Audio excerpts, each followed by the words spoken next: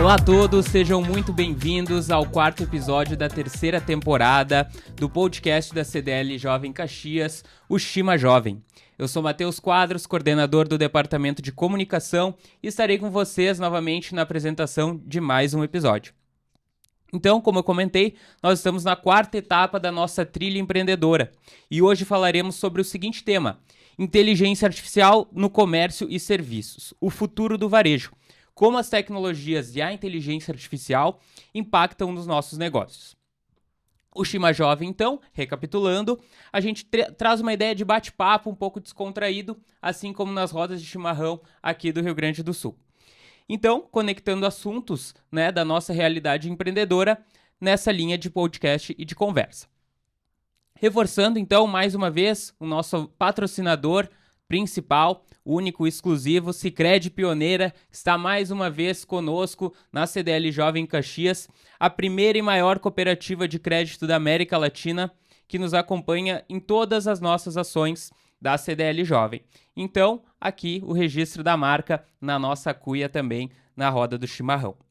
Bom, sem mais delongas, vamos lá apresentar o nosso convidado. Então, especialista em inteligência artificial e transformação digital, consultor e fundador da DOP Governanças em Inteligência Artificial, Daniel Posa. Daniel, seja muito bem-vindo, obrigado por aceitar o nosso convite. Gostaria de iniciar esse papo, então, com você se apresentando um pouquinho e dando um breve resumo sobre o seu trabalho para quem está nos assistindo. Obrigado mais uma vez. Matheus, é um enorme prazer estar aqui e falando um pouquinho sobre mim.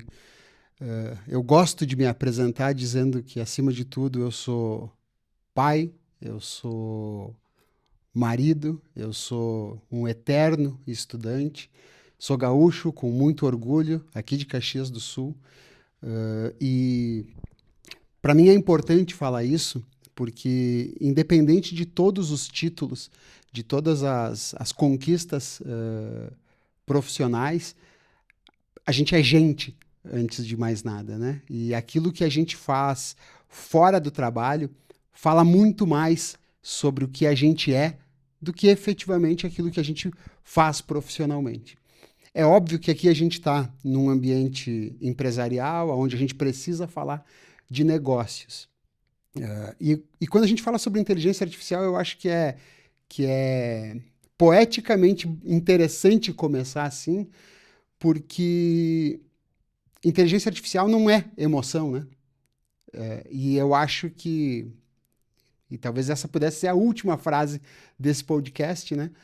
A nossa briga, a nossa luta a partir, ou desde 2023, é buscar o que nos torna mais humanos sempre. Então eu gosto de começar me apresentando desta maneira, porque isso fala o porquê eu faço todas as outras coisas que eu faço profissionalmente e na vida corporativa, né? E o que eu faço na vida corporativa é levar para os negócios tecnologia para que consigam aproveitar de verdade o que é a inteligência artificial. Diferente do hype, diferente do hack ou da última ferramenta da moda, eu costumo dizer que inteligência artificial é algo que se vive, não é algo que se compra, não é algo que se implanta. E o primeiro gatilho para que os negócios comecem a ter resultados de verdade com isso é entender essa frase. Inteligência artificial é algo que se vive e precisa começar lá com as nossas pessoas. É por isso que a DOP surgiu, é por isso que nós não somos uma empresa exclusivamente de tecnologia, é por isso que a gente se chama uma empresa de governança. Porque o nosso enfoque é levar para as pessoas e capacitar as pessoas do seu negócio a entender e a tirar o máximo de resultado destas novas tecnologias. Maravilha, muito obrigado por essa introdução, com certeza te apresentou muito melhor do que a gente te apresentaria. Então a gente já vai para a primeira pergunta aqui do nosso podcast, do nosso papo. Geralmente o pessoal, quando fala de inteligência artificial, vai direto para a pergunta, uma introdução do que é inteligência artificial. Entendendo que o nosso público hoje já entende um pouco mais o termo, e acredito que na sociedade em geral também, gostaria de te perguntar, então, que desse uma reforçada aí na questão da importância da inteligência artificial e qual o tamanho do significado dela atualmente nos negócios e nas empresas. Vamos lá. Eu não tenho adjetivos para dizer o quanto importante é isso. Não sou eu que estou dizendo, o CEO do Alphabet, Sundar Pichai, falou isso há um ano atrás, o Bill Gates também, quando comparou o advento da inteligência artificial nos moldes que nós temos nos dias de hoje o advento da energia elétrica ou da máquina ao vapor. Então eu gosto de dizer que não é mais uma opção um dono de negócio não pensar em como a inteligência artificial impactará o seu negócio nos próximos 2 ou 3 anos. E tem muitas maneiras de pensar em como isso pode impactar, porque, obviamente, a inteligência artificial mudará a maneira como o nosso consumidor interage com a nossa marca, mudará a maneira como o nosso colaborador executa suas atividades no dia a dia. Na real, essa segunda já não é mais exatamente mudará, mas já está mudando a maneira como o colaborador executa suas atividades no dia a dia. E mudará também a maneira como nós interagimos e cobramos resultados dos nossos colaboradores. Então, a gente está falando de uma tecnologia que tem um poder transformacional gigantesco e que é extremamente transversal, que vai mudar todas essas relações da nossa sociedade, e isso precisa ser refletido nos nossos negócios.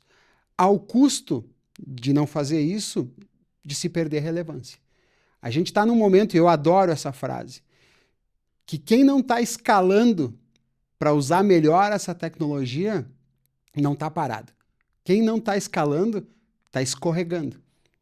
E esse é o fantasma que deveria estar dentro de todas as salas de reunião dos empresários, não só de Caxias, mas como um todo. Show, maravilha. No início da tua fala, né, tu citou que a inteligência artificial já não é algo opcional, né? Quando tu diz isso, que a inteligência artificial não é opcional, isso significa que tudo que a gente toca hoje, tudo que está ligado ao nosso negócio tem, de certa forma, direto ou indiretamente, um contexto, uma ligação com a inteligência artificial? Ou realmente, que tu falou, tá ficando para trás, vai cair fora do jogo logo, logo, quem não pensa, quem não utiliza a inteligência artificial no seu negócio? Matheus, é um pouco das duas coisas. E é um pouco das duas coisas por quê? Todos aqui viveram uma mudança comportamental onde tu não mais falava com um amigo para pesquisar que produto comprar. Você recorria a um review de internet, de uma pessoa que, cara, que talvez tu nunca vá cruzar com ela na vida. Mas se ela diz que determinado aparelho televisor tem um problema, tu fica reticente na hora de executar uma compra. A gente viu grandes lojas de departamento deixar de fazer negócios vendendo esse tipo de item e se transformando em vitrines virtuais para vendas que seriam finalizadas na internet, porque o poder de decisão não era mais do vendedor, era do dispositivo que o cliente tinha na mão. Quando eu digo que não é mais uma opção, olhando os dados de tráfego que se tem hoje, eu não estou falando daqui 6 meses, né? Onde algo entre 20% e 30% do processo de decisão de compra já acontece dentro de uma LLM. Então, a maneira como eu fazia SEO, a maneira como eu me colocava na internet para fazer negócios, está mudando e está mudando de maneira muito rápida. Mas não é só isso. Esse é o exemplo do consumidor. Se eu for pensar na maneira como eu cobro os meus colaboradores, a maneira como eu cobrava a produtividade era: ler tantos relatórios, fazer essa produção textual. Isso não faz mais nenhum sentido. Eu posso fazer 5.000 páginas de texto hoje com uma LLM em alguns segundos. Então a gente precisa melhorar as nossas práticas internas, a gente precisa olhar os nossos processos, entender o que agrega valor de verdade ao nosso negócio, e a cobrança precisa estar diretamente conectada a isso, não às métricas antigas que a gente tinha. Isso está redefinindo as regras do jogo. Tem alguns respeitáveis pensadores que falam sobre um aumento na capacidade produtiva dos indivíduos e uma jornada de trabalho de 3 dias, com 4 dias de folga. Eu, particularmente, acho isso uma tremenda de uma besteira. Tá? Eu entendo que a gente vai, principalmente aqui no terceiro mundo, né? A gente vai sair de uma zona de escassez de conhecimento, de escassez de capacidade produtiva, e a gente vai entrar numa zona muito mais confortável de desenvolvimento intelectual, deixando a parte operacional para ser executada pelos algoritmos. O que é mais difícil, mas é mais recompensador para quem executa. É muito mais complexo de ser medido, mas agrega muito mais valor para o cliente também. Então esse é o segundo desdobramento disso. Entender como isso impacta os nossos negócios agora ainda é vantagem. Se eu esperar talvez mais 1 ano e meio, 2 anos, vai ser uma obrigação. E fazer este tipo de mudança dentro de um negócio, enquanto é para construir uma vantagem, é muito melhor do que ser obrigado a fazer isso quando for uma necessidade imposta pelo mercado como um todo. E é por isso que eu disse que, no momento, quem não está escalando, está escorregando. Porque não fazer nada é, infelizmente, ser deixado para trás. Um show, com certeza. Dentro dessa tua fala aí, me chama a atenção 2 pontos. Primeiro, da questão da velocidade, né? Da relação ao tempo, que muito se fala, né, nas linguagens especialistas, que o crescimento está sendo exponencial e que realmente a gente não tem uma proporção de tempo como era antigamente. Né? E hoje você está citando aqui para a gente 2 anos, né? Questão aí de mais ou menos 2 anos, mas que também acredito que não seja uma garantia de que seja tão longo esse tempo. Daqui a pouco pode ser até antecipado isso, mas uma coisa que a gente tem, acredito que seja uma certeza, é da questão de que as coisas estão cada vez mais rápido. E o pessoal pode ser pego de surpresa, né? Se não se preparar, acredito eu. Então esse ponto me chama bastante atenção. E o segundo ponto que tu traz na tua fala é esse olhar interno e externo. Se eu for falar, por exemplo, hoje do meu negócio, a gente olha muito a questão da inteligência artificial, ou primeiro para a questão da inteligência artificial, com o meu cliente, com o consumo. Né? Daí utilizando inteligência artificial na questão de marketing, publicidade, de compras, enfim, né? De trazer o cliente para essa relação comercial. Mas a gente traz o ponto interno também, né? Na tua fala tu comenta ali da questão da gestão, de como tu vai lidar com a tua equipe, como tu vai lidar com teus processos, com o teu estoque, se está relacionado a ter um estoque ou não. E isso é o que chama muita atenção, né? Tá cercando a tua relação profissional, a relação do teu negócio e realmente não vai ter para onde fugir, né? Acredito que é mais ou menos esse caminho, é isso mesmo? O ponto é muito alinhado com isso, sim, Matheus. É entender que, por exemplo, todo negócio tem métricas de eficiência e de eficácia, né?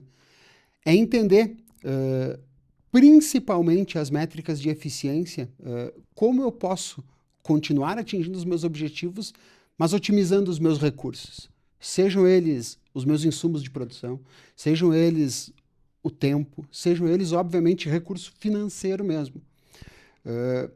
Eu gosto de fazer uma analogia, né? A gente, nos negócios em geral, a gente muitas vezes sofre, porque eu não consigo contratar um grande consultor, eu não consigo contratar um especialista em nível de PhD para, algumas vezes, fazer avaliações para mim, ou avaliações de pontos críticos de sucesso do meu negócio. Com as ferramentas que a gente tem disponível hoje de propagação de conhecimento, a gente tem acesso a isso. Obviamente, o estágio que a gente está, no ponto de vista de tecnologia, ainda demanda que eu tenha uma pessoa com um bom nível de conhecimento para puxar as rédeas disso. A gente não está longe de conseguir, de uma maneira muito mais simples, ter resultados grandiosos com essas ferramentas. Entender a filosofia delas, entender como elas operam num nível funcional mesmo, é fundamental para que a gente tenha essa vantagem competitiva.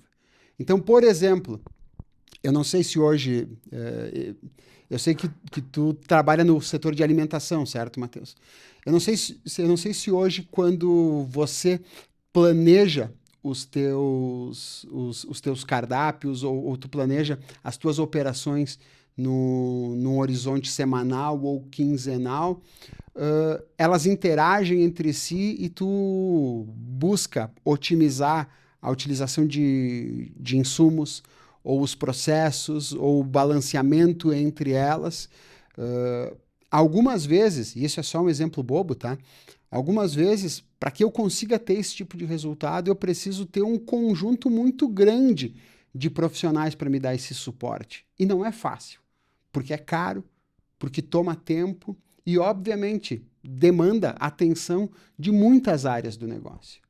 Pois bem, a gente tem condições hoje de que isso venha muito mastigado para que o teu time operacional possa trabalhar muito mais no âmbito de conferência e melhoria do que criação desses conjuntos de informações.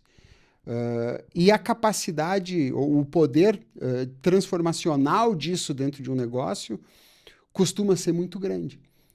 São muito poucas as empresas que ainda estão, ou que já estão conseguindo caminhar nesse sentido.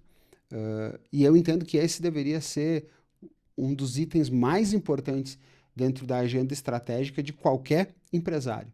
É entender o estado atual da tecnologia, o que eu tenho disponível para mudar ou para melhorar processos do meu negócio que façam diferença.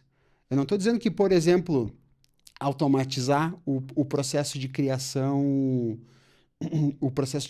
das minhas postagens nas minhas redes sociais, ou produzir copies melhores para as legendas dessas postagens, que isso não vale a pena.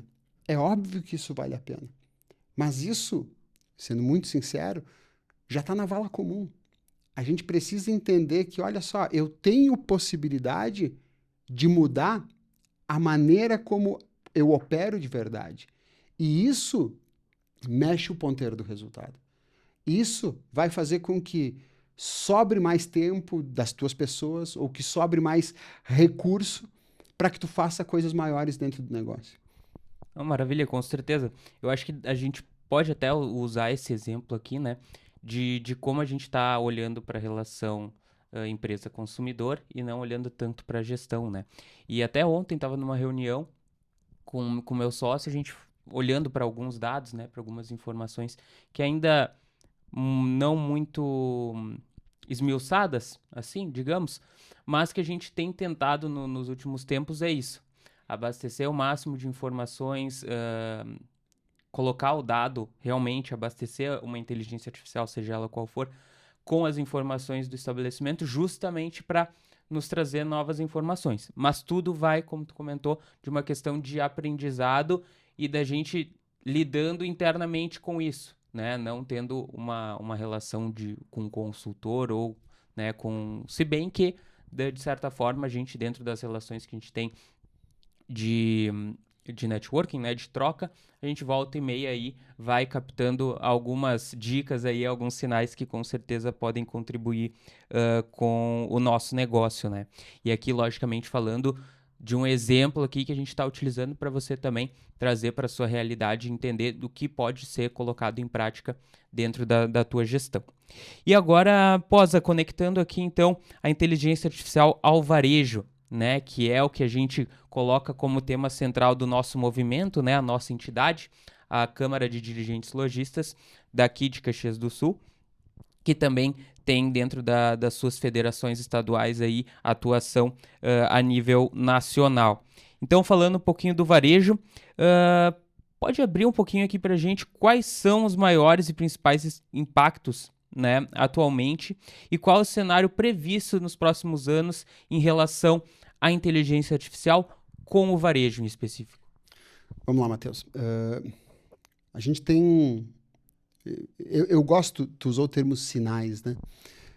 Eu gosto de olhar sinais de para onde o mercado está se movendo e para poder interpretar o que pode vir a acontecer num ciclo próximo, né?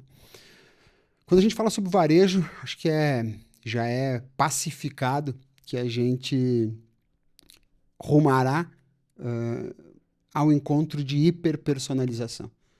Então, hoje, a gente consegue dividir os nossos clientes em clusters quando a gente já tem uma visão avançada, tá? Então, eu consigo dizer que eu tenho uma promoção que é focada para um grupo de clientes que tem as características do Matheus, que é diferente do grupo de clientes que tem as características do Daniel, que já é um pouco mais velho, que tem, enfim... a coisa que vai me interessar é um pouquinho diferente de você. A gente consegue fazer isso porque os nossos sistemas, em geral, evoluíram muito e a gente consegue ter silos de dados que representam realidades diferentes e esses clientes estão agregados nessas realidades. A gente vai em direção à hiperpersonalização que diz o quê? Esquece tudo isso. Se eu tenho 3.000 clientes, eu vou ter 3.000 promoções. Porque aquilo que faz sentido para o Matheus hoje não é aquilo que fará sentido para o Matheus daqui 15 dias. Eu preciso entender isso no momento em que o Matheus entrar no meu site, mas eu preciso entender isso no momento que o Matheus entrar na minha loja física. Então, as nossas lojas precisam estar preparadas para identificar o cliente quando ele entra lá e trazer para o vendedor o conjunto de informações que vão dizer para aquele cliente, vão dizer o que aquele cliente costuma fazer ali dentro. Porque eu olhar uma sacola, um indicador de itens de sacola de 2,5 na média de um vendedor, pode ser bom? Eu não sei. Eu vou olhar um ticket médio de um cliente de R$600. Só que se eu tenho um histórico que diz que normalmente ele comprava 1.000, aquele ticket não é bom. Ah, mas a média de mercado é 200. Tudo bem. Mas cada cliente tem um momento diferente. A gente precisa trazer isso para dentro do nosso negócio e usar isso. Então, acho que tu falou algumas coisas muito legais no teu fechamento anterior, sabe? Ter sistemas preparados ou ter sistemas com dados vivos, que são os dados que estão sendo gerados o tempo inteiro, mas com capacidade de serem interpretados em tempo real. Não é a realidade de... A grande massa dos negócios. Eu não estou nem falando de varejo, mas dos negócios como um todo ainda. Sim. Tá batendo na porta, porque a gente vai precisar fazer isso. Então, caramba, se eu vou lá, eu gosto de usar esse exemplo e eu uso ele com muita frequência. Se eu vou pedir lá um relatório de estoques e eu tenho as últimas 4 páginas de relatório com estoque negativo, cara, eu não vou ter como usar uma ferramenta com propriedade para isso. Uma ferramenta de automação, uma ferramenta de análise por algoritmo disso. Porque tá furado, cara. Se eu tenho lá o meu custo zoado, cara, eu não vou conseguir ter uma resposta precisa. E o pior, aquela resposta de um item não preciso contaminará a interpretação global de todos os itens. Então, isso vai prejudicar o teu resultado como um todo. Então, a gente precisa deixar de lado o sonho e começar a fazer um trabalho sujo um trabalho difícil, um trabalho duro, que é organizar os nossos sistemas. Porque, entendam, numa analogia barata, é como se nós estivéssemos querendo usar um computador lá no começo dos anos 80, mas o meu pessoal não conseguisse nem operar uma máquina de escrever ainda. A gente não vai conseguir fazer esse pulo sem matéria-prima boa. E a matéria-prima é gente, é óbvio que é, mas a matéria-prima também é estrutura, também é infraestrutura. Falando sobre varejo, bem pontual. Há alguns anos eu participo da NRF nos Estados Unidos, em todo janeiro. No stand do Google esse ano na NRF, uma das grandes soluções, obviamente, ainda voltado para varejos muito grandes, tá? Sim. Mas era um computador de borda gigantesco, muito poderoso para colocar dentro da loja. E qual é a visão? De novo, eu não acho que isso acontecerá nos próximos 2 anos aqui ainda, tá? Mas qual é a visão de médio e longo prazo deles? Dentro da loja eu tenho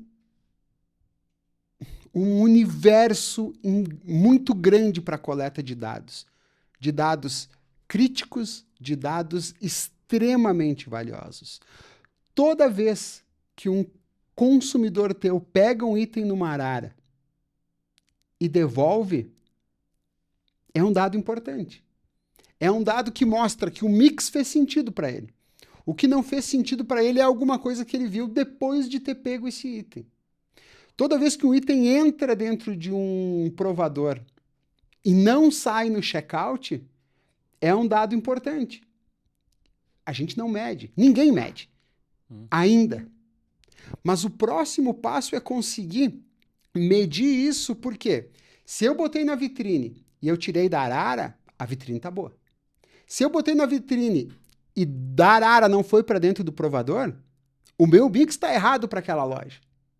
Sim. Aquela vitrine não está conectando com quem está passando aí na frente. Como eu consigo fazer isso de maneira prática, usar esse dado?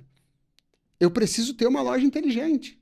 Eu preciso ter uma loja que vai conseguir varrer e medir tudo o que acontece aí dentro e transformar isso em informação, em dado para tomada de decisão de maneira muito rápida.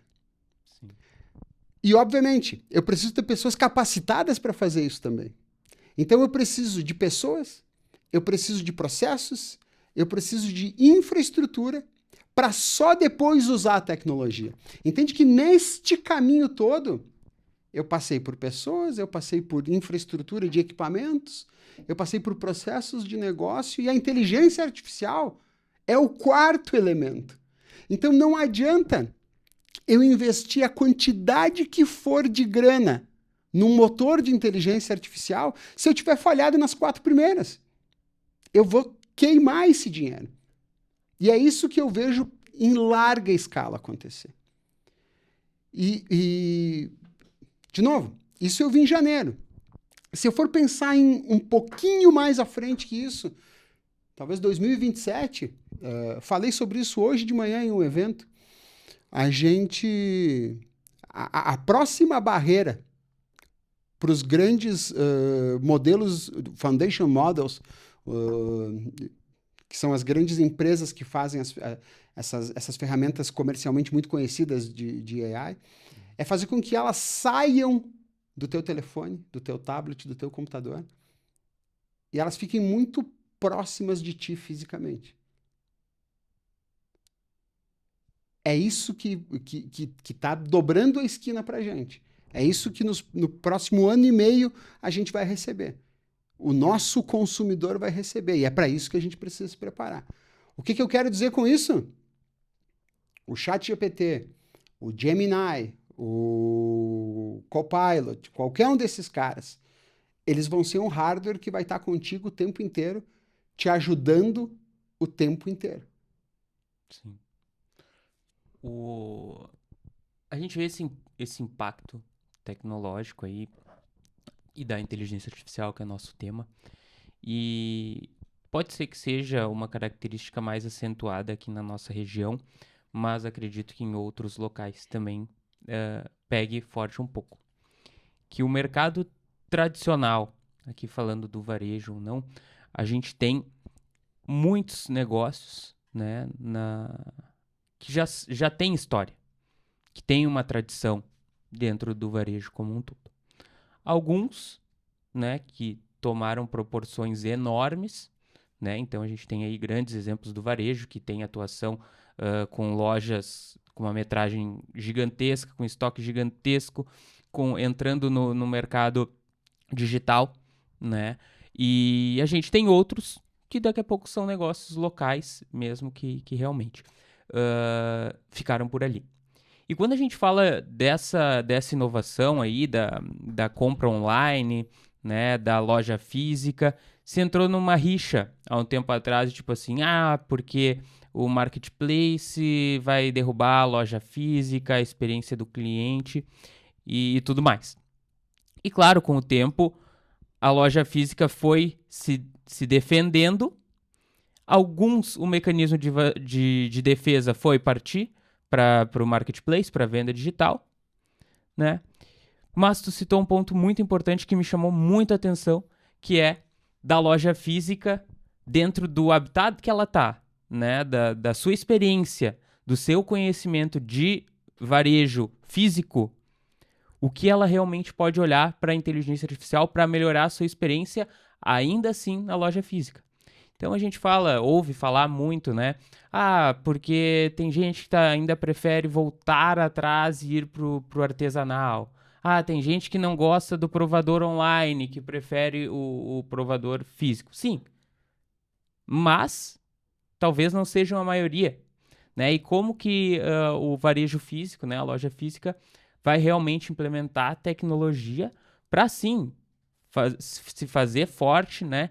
E realmente manter esse consumo na loja física, né? Como é que tu enxerga essa diferenciação aí, marketplace, venda online, loja física, puxa os dois, faz os dois, um pouco de cada um, ou se especializa no digital ou no físico? Como é que tu enxerga essa relação aí para os negócios do varejo? Vamos lá. Para mim, o futuro é híbrido, tá? Quero começar dizendo isso. E eu acho que a gente tem que começar a separar aquilo que a gente acredita e aquilo que o mundo está dizendo pra gente. Vou tocar em 2, 3 pontos um pouquinho polêmicos aqui, tá? Eu duvido alguém que vá comprar um aparelho de televisão de 50, 60 polegadas e que só compre ele olhando as descrições na internet. Isso não vai acontecer. Mas eu duvido o cara que goste da opção de comprar ele e sair com ele debaixo do braço no shopping. Possivelmente nem tenha aquele modelo disponível ali no shopping para que tu leve para casa, né? Tem uma frase que eu gosto muito de uma grande marca que tem presença principalmente no sudeste do Brasil aqui, e a visão deles é que em mais 6 ou 7 anos as compras vão acontecer de 2 jeitos. Ou online, ou a 3 quadras da tua casa. Ponto. Não tem outro meio termo. Por quê? O varejo é experiência, no caso de um item de alto valor agregado. Tu continuará precisando ter esta presença para se conectar com o cliente, para mostrar para o cliente aquele item. Não necessariamente ele feche isso dentro da tua loja física. E o varejo também é conveniência. Então, às vezes eu preciso de alguma coisa e eu preciso dela na hora. O varejo como a gente tem hoje não acabará por causa disso. O Brasil é um país muito grande.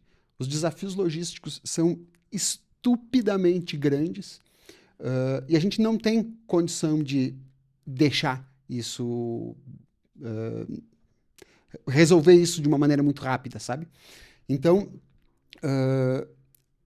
eu acredito no modelo híbrido por causa disso. Agora, Qual será a proporção entre um e o outro? Bom, aí a gente abre uma discussão muito grande.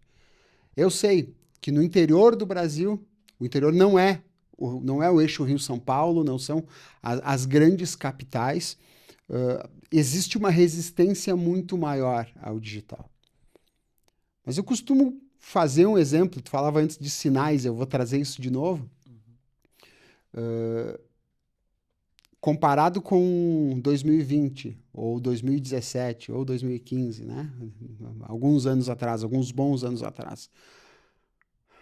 Tu compra mais online hoje ou naquela época? E quanto isso vem crescendo? E com as gerações novas, o que vem sendo mais apelativo para eles? Eu tenho em casa um filho de 8 anos que quando me pede um presente, quando me pede alguma coisa em uma data especial, ele já me manda o link da Amazon. Ou de algum outro, Já tá ali. de algum outro player. De novo, isso não vai voltar, pessoal. Isso não vai voltar. Eu gosto de olhar uma máxima, né? Falei antes sobre máquina de escrever. O ruim de ter quase 50 anos é ter exemplos velhos, né? Mas às vezes eu escuto dizer que o computador matou a máquina de escrever. E não foi o computador, mas foi o que a máquina de escrever representava para uma geração que estudou com o computador, mas que tinha que voltar para a empresa e trabalhar com uma máquina de escrever. E que quando alçou um cargo de gestão e que tinha poder de decisão, disse, cara, isso é velho, eu não quero mais isso aqui dentro. Uhum. A gente está no meio, tá diminuindo, mas a gente está no meio de uma conversa grande na sociedade brasileira sobre o trabalho híbrido, né? Eu tenho quase 50 anos, eu gosto de olhar no olho das pessoas. Eu prefiro o trabalho presencial. Mas eu sei que a gente tem no máximo mais 10 anos de trabalho presencial pela frente. Porque no momento em que a gurizadinha que hoje tem 15 anos estiver no topo da sua vida profissional, eles não têm apreço nenhum por isso. Eles vão mudar a regra do jogo. Então a gente pode lutar contra como quiser. Infelizmente, essas cartas já estão na mesa. A gente vai precisar adaptar os nossos negócios para isso. E tudo bem, dá para fazer isso em 2 meses, como foi na época da pandemia? Dá, mas vai doer muito. Se a gente conseguir olhar esses sinais e, aos pouquinhos, ir preparando a nossa organização para poder considerar isso, vai ser muito mais fácil. Sim. E é o mesmo que acontece quando a gente fala de inteligência artificial. Eu falava antes, a gente falava alguns exemplos de fazer coisas que mexam o ponteiro. Dentro do varejo, hiperpersonalização, entender composto de loja. E olha que eu não estou falando de marca, eu estou falando de loja, porque se eu tenho mais do que uma loja, é possível que eu tenha que ter compostos diferentes para cada uma dessas lojas. Por quê? Aquela microcomunidade onde a loja está inserida compra coisas diferentes da loja do centro.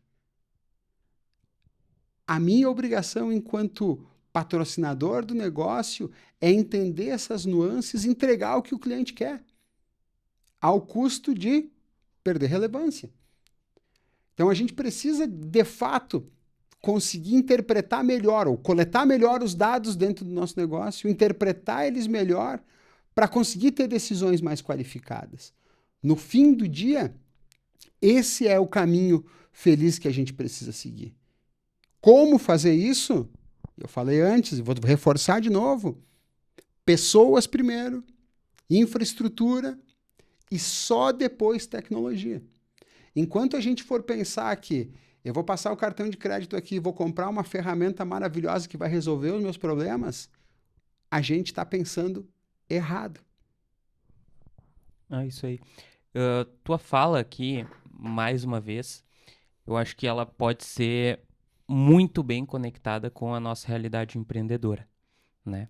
Então, quem está nos assistindo e ouviu, principalmente esse teu encerramento, né? Falando aqui, trazendo um pouquinho para a questão de pessoas, gestão antes da tecnologia, acho que causa realmente um impacto muito grande para quem está ouvindo. Eu queria agora, após encerrar um pouquinho essa parte que a gente direcionou para o varejo, lógico, como eu falei, né, direcionado ao nosso público da CDL, tá? Inclusive, a CDL lançou recentemente uma ferramenta, né, mais uma das ferramentas que os nossos associados da CDL têm como benefício, que é a CDL IA. Então, uma ação aí da CDL Jovem com a Federação Varejista do Rio Grande do Sul, levado então por essa frente do Rio Grande do Sul para questões nacionais, uma nova ferramenta que sim está sendo muito valorizada e colocada à disposição do associado. Então, eu não vou entrar muito em detalhes aqui dessa ferramenta, mas caso você associado ou não associado queira se associar para acessar essa ferramenta, cdla.com.br, você pode buscar por informações dessa ferramenta aí, que ela tá lá no pacote de produtos dos associados da CDL, num valor muito bacana.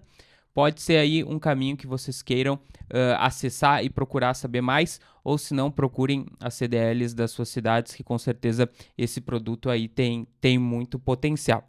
Então, encerrando essa parte do varejo, vamos dar seguimento aqui para a gente falar de outro tema, para a gente conseguir também captar legal aqui o nosso tempo. Pergunta agora direcionada para o nosso público jovem, tá? E aqui, quando a gente fala de juventude, a gente não fala da idade como um número, mas jovem no quê? No pensamento, nas ideias ou com novos negócios, né? Trazendo inovação para os seus negócios. Então, direcionado a esse público, a jovens lideranças, né? Quem está iniciando sua trajetória empreendedora ou quem está se arriscando em um outro caminho empreendedor, né? Fugindo um pouco do tradicional. Como é que tu tem enxergado assim as barreiras? Quais são as barreiras mais comuns, além, claro, da financeira, para iniciar a implementação de projetos de inteligência artificial? E qual é a principal dica para quebrar essas barreiras iniciais? Matheus, sabe que eu acho que pela primeira vez na história da humanidade, a barreira financeira não é a principal. Se tu pega, por exemplo, iniciativas como essa da CDLA, que provém uma ferramenta que ela é muito boa para aquilo que ela se propõe a fazer. E eu realmente recomendo a todo mundo pelo menos experimentar isso. Porque a barreira de utilização dela em termos de custo, ela é... Eu não quero dizer irrisória, mas ela é muito baixa. Para mim, a maior dificuldade é repertório e profundidade. Por que eu estou dizendo isso? Quando a gente fala com o público empreendedor, talvez seja um pouquinho diferente. O público empreendedor é um público que quer se diferenciar, é um público que quer se capacitar, é um público que não tem medo de estudar. Mas essa não é a realidade da grande massa da nossa população. A gente, infelizmente, tem uma população que não gosta de estudar. E por não gostar de estudar, tem uma caixa de ferramentas que é muito pequena. E se eu só tenho um martelo, qualquer coisa que aparece para mim vai ganhar martelada, né? Então, para mim, o ponto principal é, e isso vale para o empreendedor e vale para o colaborador do empreendedor.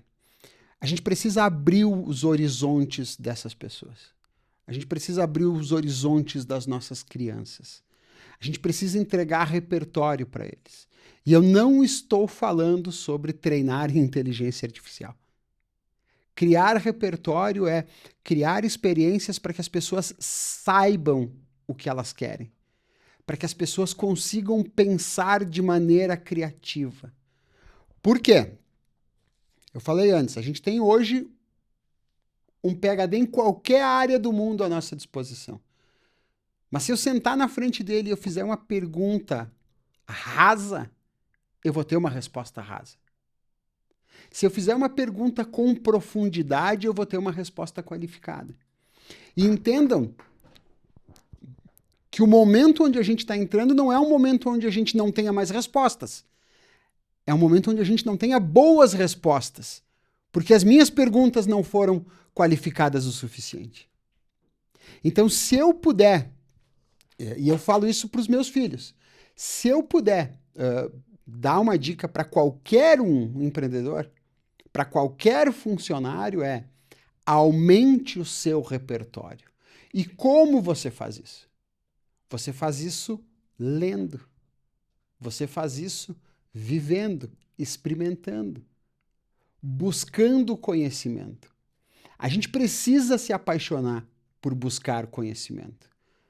Um dos grandes atributos de profissionais dessa próxima década é o long life learning, que é nunca parar de aprender enquanto tu estiver vivo. Por quê?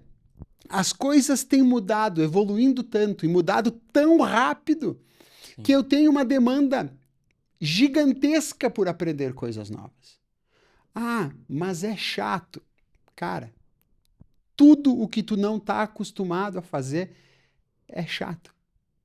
Quando tu começa a fazer e tu começa a ganhar, a compor evolução em cima disso, as coisas magicamente deixam de ser chatas. Porque tu começa a fazer coisas que são mais complexas, que são mais legais, que obviamente te trazem um nível de recompensa maior. Sim. Então, de novo, se eu puder, experimentem. Se eu puder dar uma dica para os empreendedores, experimentem, aumentem a caixa de ferramenta de vocês, porque vocês vão ver que nem tudo é prego. Aparecem uns parafusos, aparecem uns clipes, e a ferramenta para conseguir aproveitar melhor essas oportunidades, ela precisa ser diferente. Por exemplo, eu com alguma frequência faço trabalhos voluntários. Esses dias eu estava numa escola e um dos alunos olhou e disse para mim: bom, agora com a inteligência artificial eu não preciso mais estudar inglês, porque eu traduzo as coisas automaticamente. Né? Eu falei, cara, não. Que ilusão. Tá errado. Tá errado. Tu precisa... Eu, por exemplo, eu uso as minhas LLMs em 13 idiomas diferentes. Eu uso em inglês para as coisas técnicas. Eu, obviamente, uso em português para qualquer coisa que eu precise de uma resposta regionalizada. E eu uso elas em italiano porque eu adoro cozinhar. Uhum. E se vocês não acreditam, façam esse exemplo. Escrevam, façam a mesma pergunta em português, em italiano ou inglês, em qualquer outro idioma, e observem como a qualidade da resposta é diferente. E por que é diferente? Pela maneira como os algoritmos são construídos. Bah, incrível. Olha, eu acho que o que a gente pode trazer assim dessa tua fala, Posa? Principalmente assim, acho que todo pai vai ficar feliz se o filho puder te ouvir, né? Eu acho que o conhecimento ele nunca ficou obsoleto, né? O conhecimento ele é algo necessário e que a gente nutre a nossa vida, eu digo, da população, desde sempre, né? O conhecimento ele traz avanços e sem ele, com certeza, a gente não avança. Então essa questão da gente estar hoje num mundo muito raso, em que a gente não se aprofunda em nada praticamente, né? As coisas estão tão fáceis. Para que eu vou me aprofundar se tá na minha mão? Eu acho que essa reflexão, com certeza, traz aí pra gente um choque de realidade bem importante e que sim, que a gente deve sempre continuar buscando conhecimento.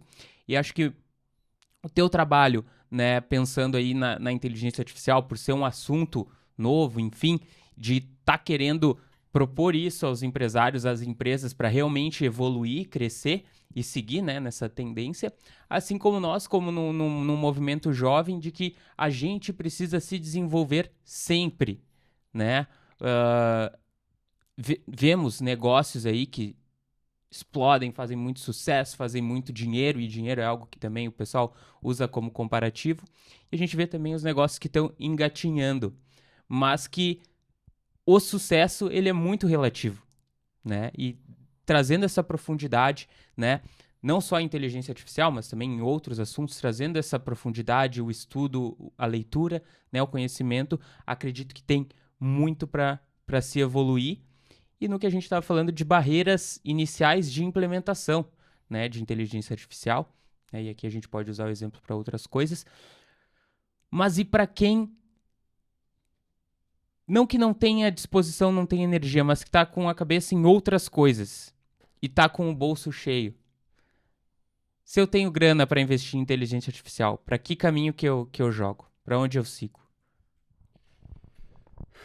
Que perguntinha, hein? De novo, né?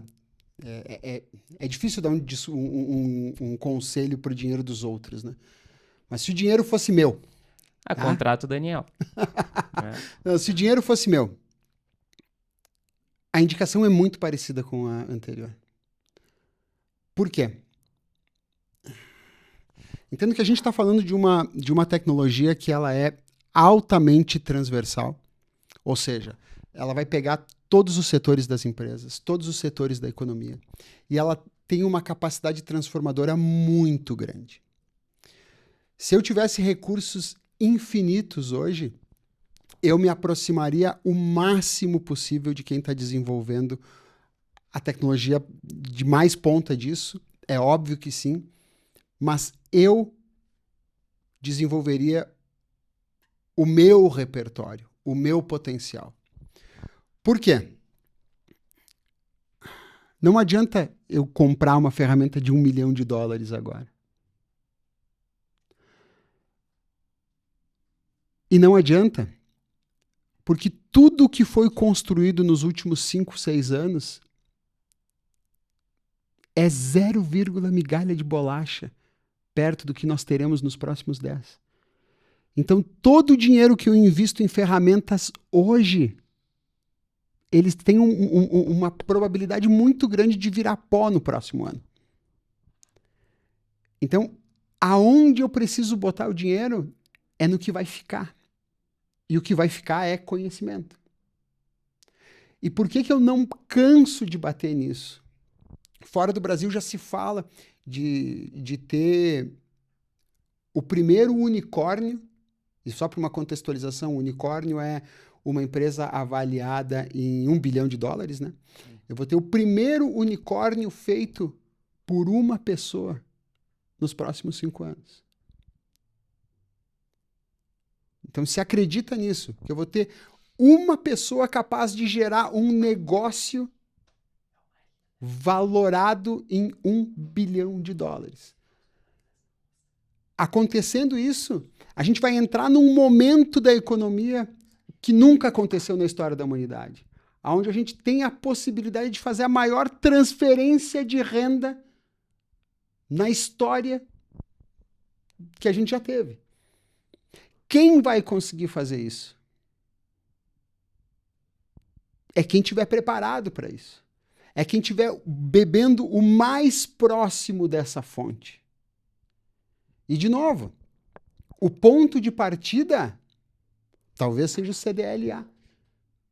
O ponto de partida não é tão importante quanto partir.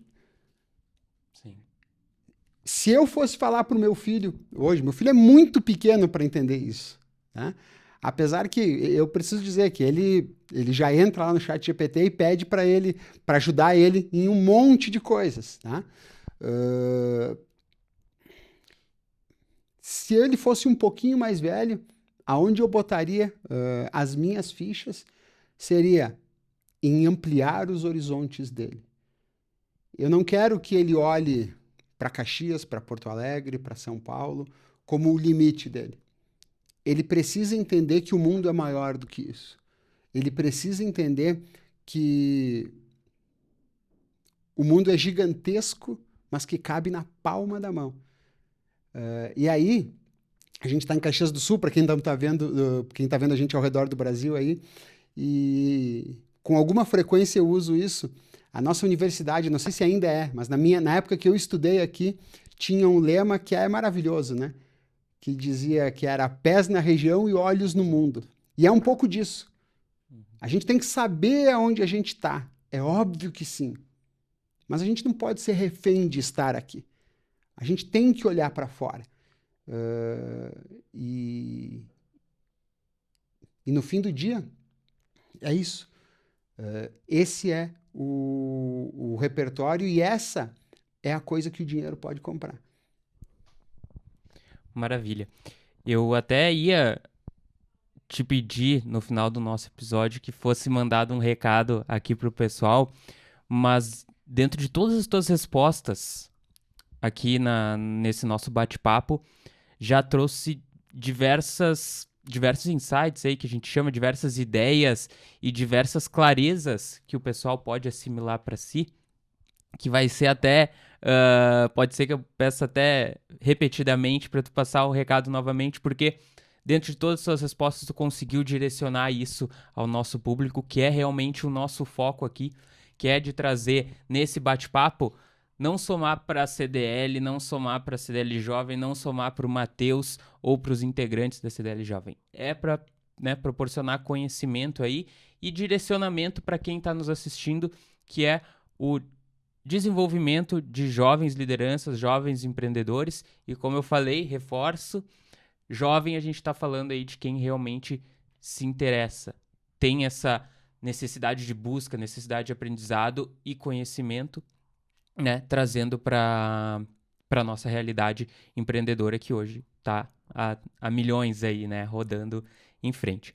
Bom, dessa forma, eu queria muito te agradecer, Posa, por ter disponibilizado o teu tempo. Acho que foi muito importante a gente fazer esse papo 1 para 1, né? Em outras conversas a gente teve mais convidados e a gente não conseguiu se aprofundar tanto no conhecimento, aproveitar aí do teu talento e do teu estudo, com certeza, para trazer aí boas ideias para quem está nos assistindo. Então, gostaria de te agradecer mais uma vez em nome da CDL Jovem, da nossa patrocinadora Sicredi Pioneira. E se quiser dar um recadinho final, a gente encerra dessa forma. Pode ser? Maravilhoso. Quero dizer que para mim é sempre uma enorme honra poder falar com o CDL. Matheus, tu pessoalmente é um cara, eu não tenho palavras para te adjetivar. Essa semana a gente trocou várias figurinhas pelo WhatsApp e eu sei, o CDL fica muito melhor quando tem pessoas como tu ajudando. E eu acho que aqui tem duas outras coisas que são importantes dizer, né? A gente está num mundo onde ninguém tem tempo de nada, onde está todo mundo correndo atrás da máquina e toda vez que eu consigo sentar com um empresário que tem um grande futuro pela frente quando é novo, normalmente ele está envolvido ou em causas sociais ou em causas associativas também. Eu acho que isso é uma característica forte da nossa região e que a gente não pode perder isso. Então, você que está vendo, se aproxime do CDL. Se não for do CDL, se aproxime de alguma outra entidade. Se não for de uma entidade, cara, da igreja na quadra debaixo da tua casa. Se não for da igreja, ajuda a pessoa que trabalha contigo no dia a dia. A gente só vai conseguir ter um país melhor, um país mais justo, um país mais desenvolvido, se a gente arregaçar as mangas e fizer pelo outro. Eu não estou dizendo que é doar, eu não estou dizendo que é entregar de mão beijada, mas às vezes é fazer um pouquinho do que a gente está fazendo aqui, é doar o seu tempo, é doar a sua opinião, é doar um pouquinho do seu conhecimento, porque é isso que constrói uma nação de verdade. E eu acho que é isso que a gente mais está precisando nesse momento. Obrigado pelo convite, é sempre um enorme prazer estar aqui. Com certeza, e muito obrigado por ter disponibilizado aí teu tempo de conversar com a gente. É isso então, pessoal, muito obrigado por nos acompanharem mais uma vez nessa terceira temporada no Shima Jovem, o podcast da CDL Jovem Caxias. Acessem nossos conteúdos aqui no YouTube, no Instagram também. Temos 3 episódios anteriores a este nessa temporada e ainda temos mais 2 ainda neste ano. Então fiquem ligados e vejo vocês lá. Até mais!